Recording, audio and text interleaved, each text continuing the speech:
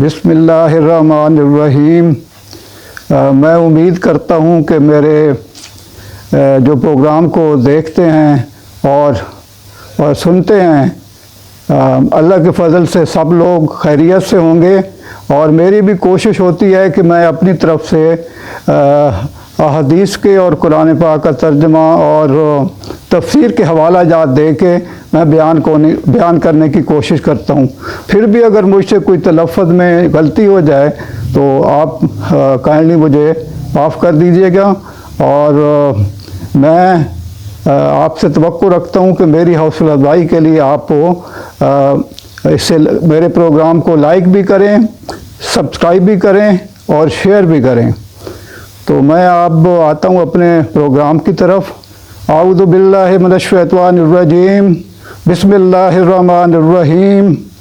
अलिफ लाम मीम, ज़ालिकल किताबु ला रैब फ़ीह, हुदल लिल मुत्तक़ीन अल्लज़ीना युमिनूना बिल ग़ैबि व युक़ीमूनस सलाता व मिम्मा रज़क़नाहुम युनफ़िक़ून वल्लज़ीना युमिनूना बिमा उन्ज़िला इलैका व मा उन्ज़िला मिन क़ब्लिक व बिल आखिरति हुम यूक़िनून उलाइका अला हुदम मिन रब्बिहिम व उलाइका हुमुल मुफ़्लिहून। अब मैं तर्जुमा बयान करता हूँ। अलिफ लाम मीम, ये किताब अल्लाह की है, इसमें कोई शक नहीं है। हदायत है उन परहेज़गार लोगों के लिए जो गैब पर ईमान लाते हैं, नमाज कायम करते हैं, जो रिज़्क़ हमने इनको दिया है इसमें से खर्च करते हैं, जो किताब तुम पर नाज़िल की गई है यानी कुरान, और जो किताबें तुमसे पहले नाज़िल की गई थी इन सब पर ईमान लाते हैं और आखरत पर यकीन रखते हैं। ऐसे लोग अपने रब की तरफ से राह रास्त पर हैं और वही फलाह पाने वाले हैं।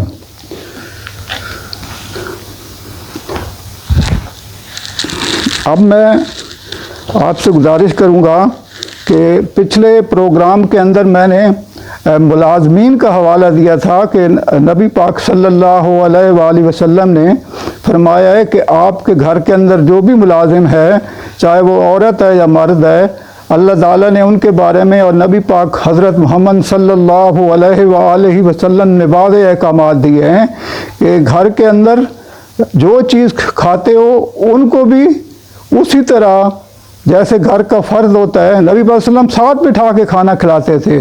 तो इसलिए आप भी कोशिश किया करें कि खाने में उनको शरीक करेंगे तो अल्लाह ताला भी राज़ी होगा, आपके घर में खाने में बरकत होगी। क्योंकि आजकल जो केसेस आ रहे हैं, ख़वातीन अपने मुलाज़मों को मार देती हैं और डंडों से मारती हैं। तो मेरी गुजारिश है खुदारा कि हम हज़रत मोहम्मद सल्लल्लाहु अलैहि वसल्लम की उम्मत से हैं और अल्लाह ताला ने और नबी पाक सल्लल्लाहु अलैहि वसल्लम ने बड़ी नरमी के साथ तो अपने मुलाज़मीन का ख्याल रखा और उनको हर वो चीज़ जो है ना जो खुद खाते थे उनको भी खिलाते थे। बल्कि कई दफ़ा ये होता था कि खाना दो बंदों गए और ऊपर से कोई मांगने वाला आ गया तो वो उनको दे देते थे।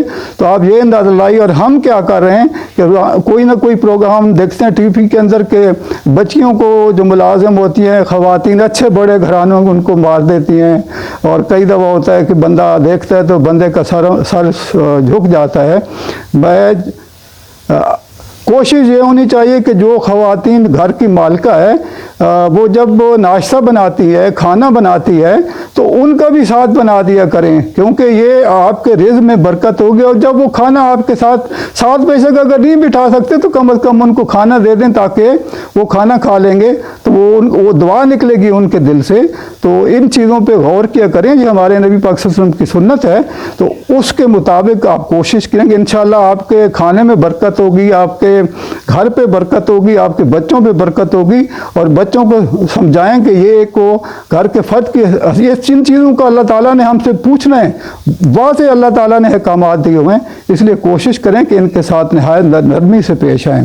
तो पिछले उसमें एक ये इशराक की नमाज का था कि आप लोग जब सुबह की नमाज़ पढ़ लेते हैं तो फिर आप इबादत कुरान पाक पढ़ें, कुरान पाक सुनें, या जो भी आप इबादत करना चाहते हैं इशराक की नमाज तक आप रहें। जब सूरज तकरीबन तीन चार नेज़े के बराबर आ जाता है या उसका रंग बिल्कुल पीला हो जाता है, तो उस वक्त आप नमाज इशराक पढ़ सकते हैं, एक उम्रे का सवाब आपको मिलेगा। तो इसलिए ये भी कोशिश किया करें कि इशराक की नमाज भी आप पढ़ा करें, अल्लाह ताला आप पे खुसूसी करम फरमाएगा। तो ये छोटी छोटी चीज़ें, लेकिन ये बड़े इंसान के जो है ना काम आने वाली चीज़ें हैं, तो आप इन पे काइंडली जो है ना गौर कीजिएगा। और मस्जिद जब जाया करें तो नबी वसल्लम ने फरमाया कि आहिस्ता चला करो। उसकी वजह यह कि जितनी आहिस्ता चलोगे, जितने कदम आपके ज़्यादा जो है ना वो आहिस्ता चलने से होंगे, उतने आपको अल्लाह ताला और नेकियां दे देगा। इसलिए दौड़ के जाने, कई दफ़ा मैं देखा है कि लोग बच्चे जा रहे होते हैं, भाग के जा रहे होते हैं। तो जितना आहिस्ता चलेंगे, आपके कदम ज़्यादा होंगे, तो उतनी आपको नेकियां मिलेंगी। तो काइंडली जो है ना ये चीज़ें जो आपको बताई जाती हैं, ये सिर्फ ये होती हैं कि मैं कोई आलिम दीन नहीं हूँ, कारी नहीं हूँ, मुझसे गलतियाँ भी हो सकती हैं, लेकिन मैं अपनी तरफ से कोशिश करता हूँ कि अपने अल्लाह को मैं राज़ी रखूँ और आप लोगों के लिए, ताकि ज़्यादा से ज़्यादा अच्छी तरीके से बयान कर सकूँ। अब मैं आता हूँ जन्नत और जहन्नम का जो हमने कहा था कि इंशाल्लाह बयान करेंगे। ये बड़ा वसी टॉपिक है, इसके लिए तो कई हफ्ते लग सकते हैं, लेकिन फिर भी मैं अपनी तरफ से कोशिश करूँगा कि आप लोगों को सही तरीके से समझा सकूँ। मरने के बाद दूसरी ज़िंदगी में हर इंसान की आखिरी मंजिल जन्नत है या जहन्नम। जन्नत और जहन्नम है क्या? कमो बेश हर मुसलमान के ज़हन में इतना तसव्वुर तो मौजूद है कि अल्लाह ताला ईमान लाने वालों और नेक अमल करने वालों को आखिरत में इनाम व इकराम से नवाजेंगे और वो ऐशो आराम की ज़िंदगी बसर करेंगे। ऐशो आराम की इसी जगह का नाम जन्नत है। जबकि ईमान ना लाने वाले और बुरे अमल करने वालों को आखिरत में अल्लाह ताला मुख्तलिफ़ किस्म के अज़ाब देंगे और वो बहुत ही तकलीफ़ दे ज़िंदगी बसर करेंगे। अज़ाब और उकाब की इसी जगह का नाम जहन्नम है। कुरान मजीद और अहादीस मुबारक में जन्नत और जन्नत के बारे में बड़ी वाज़ेह तफसीलात मिलती हैं। जन्नत के बारे में चंद कुरानी आयात और अहादीस मुबारक मैं आपके सामने पेश करना चाहता हूँ। नंबर 1, जन्नत की चौड़ाई ज़मीन व आसमान की वसअत के बराबर होगी। ये अल्लाह ताला ने फरमाया है कि जन्नत की सिर्फ जो चौड़ाई है ज़मीन व आसमान की वसअत के बराबर होगी। सूरत अल इमरान आयत नंबर 133। नंबर 2, जन्नत के फल और बहारें दायमी होंगी, यानी पक्की, उनमें कमी बेशी कोई नहीं होगी, दायमी रहेंगी। सूरत रात आयत नंबर 3। जन्नत में भूख और प्यास नहीं होगी। सूरत आयत 118। 4, अहले जन्नत सोने के कंगन और सब रेशम के लिबास पहनकर तकियादार मसनदों पर मज़े करेंगे। सूरत काफ आयत नंबर 31। नंबर 5, अहले जन्नत अक्ल पर असरअंदाज ना होने वाली सफ़ेद रंग की लजीज शराब पिएंगे। सूरत सफ़ात आयत नंबर 45-46।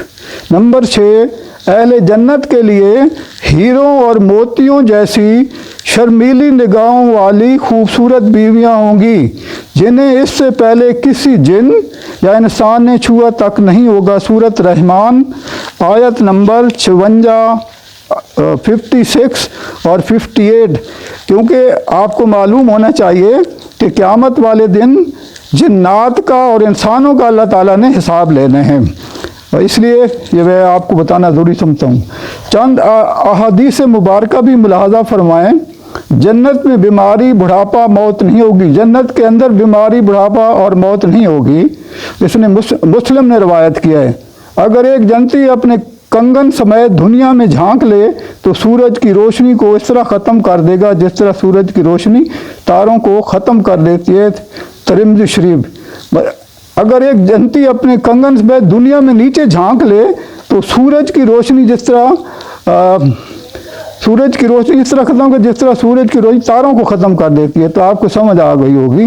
अगर जन्नती खातून दुनिया में एक दफ़ा झांक ले तो मशरिक़ व मगरिब के दरमियान हर चीज़ को रोशन कर दे और सारी फ़िज़ा को खुशबू से मुअत्तर कर दे। आप देखें अल्लाह ताला ने जन्नती खातून के लिए, औरतों के लिए भी कितना मकाम रखा है जो नेक औरतें होंगी। जन्नत के महल्लात सोने और चांदी की ईंटों से बने हुए हैं।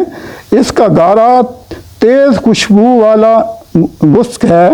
इसके संगरेजे मोती और याकूत के हैं और इसकी मिट्टी ज़फ़रान की है। तो इससे भी तिरमिज़ी शरीफ ने बयान किया है।